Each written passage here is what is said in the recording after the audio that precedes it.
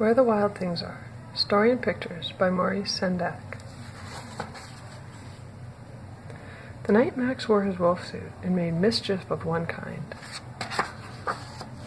and another, his mother called him Wild Thing, and Max said, "I'll eat you up."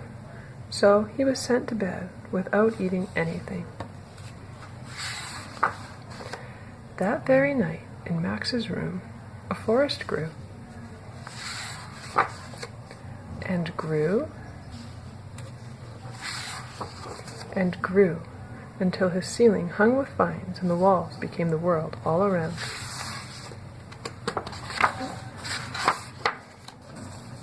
And an ocean tumbled by with a private boat for Max, and he sailed off through night and day, and in and out of weeks, and almost over a year, to where the wild things are.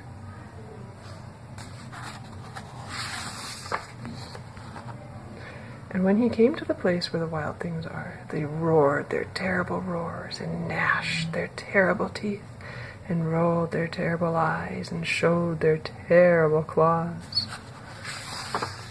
till Max said, "Be still," and tamed them with the magic trick of staring into all their yellow eyes without blinking once, and they were frightened and called him the most wild thing of all,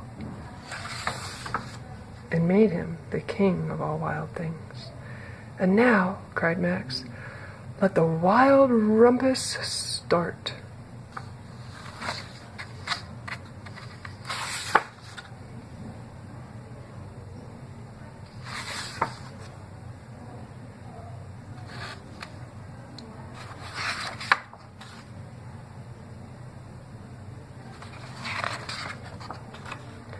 "Now stop," said Max, and he sent the wild things off to bed without their supper.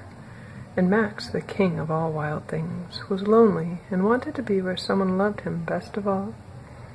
Then all around from far away across the world he smelled good things to eat, so he gave up being king of where the wild things are. But the wild things cried, "Oh, please don't go. We'll eat you up. We love you so." And Max said, "No."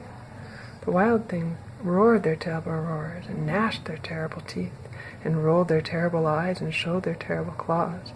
But Max stepped into his private boat and waved goodbye, and sailed back over a year, and in and out of weeks, and through a day,